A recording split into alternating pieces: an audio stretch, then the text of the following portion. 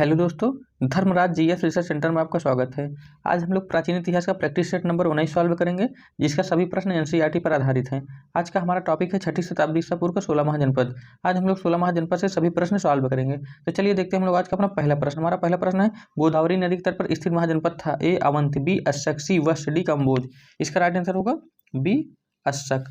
प्रश्न नंबर 2, निम्न में से कौन एक बौद्ध ग्रंथ 16 महाजनपदों का उल्लेख करता है? ए अंगुत्तर निकाय, बी मध्यम निकाय, सी खुद्दक निकाय, डी दिग्घ निकाय। इसका राइट आंसर होगा ए अंगुत्तर निकाय। प्रश्न नंबर 3, 6वीं शताब्दी ईसा पूर्व में सुक्तिमती राजधानी थी? ए पांचाल की, बी कुरु की, सी चेंदी की, डी अवंती की। इसका राइट आंसर होगा सी चेंदी की। चेंद की सुक्तिमती राजधानी थी चेंद की।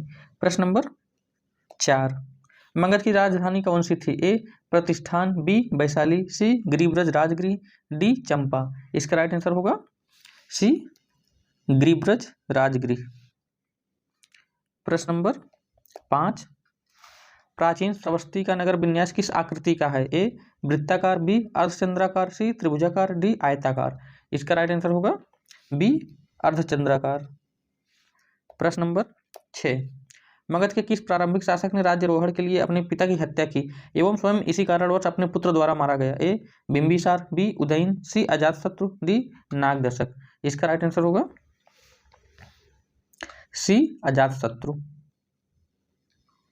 प्रश्न नंबर 7, अजातशत्रु के वंश का नाम क्या था? ए मौर्य, बी हर्यक, सी नंद, डी गुप्त।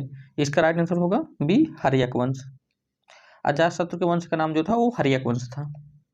प्रश्न नंबर 8, राजकुमार जो अपने पिता की मृत्यु के लिए उत्तरदायी था? ए अजातशत्रु, बी चंद्रप्रघोत, सी प्रसेनजीत, डी उदयन। इसका राइट आंसर होगा ए अजातशत्रु। प्रश्न नंबर 9, किसने मगध साम्राज्य में वज्जीगढ़ संघ को हराकर आत्मसात किया? ए चंद्रगुप्त मौर्य, बी अशोक, सी महापद्मनंद, डी अजातशत्रु। इसका राइट आंसर होगा डी अजातशत्रु। प्रश्न नंबर 10, मालवा क्षेत्र पर मगध की सत्ता का विस्तार निम्न में से किसके शासनकाल में हुआ था? ए बिंबिसार के, बी अजातशत्रु के, सी उदयभद्र के, डी शिशुनाग के। इसका राइट आंसर होगा डी शिशुनाग के। प्रश्न नंबर 11, मगध में नंदवंश का संस्थापक कौन था? ए महापद्मनंद, सी बी धनानंद, सी नंदीवर्धन, डी महानंदिन। इसका राइट आंसर होगा ए महापद्मनंद। प्रश्न नंबर 12, मगध का कौन सा सम्राट अप्रो परशुराम के नाम से जाना जाता है? ए बिंदुसार, बी अजातशत्रु, सी कालाशोक, डी महापद्मनंद। इसका राइट आंसर होगा डी महापद्मनंद। प्रश्न नंबर 13, नंदवंश के पश्चात मगध पर किस राजवंश ने शासन किया? ए मौर्य, बी शुंग, सी गुप्त, डी कुषाण। इसका राइट आंसर होगा ए मौर्य वंश ने।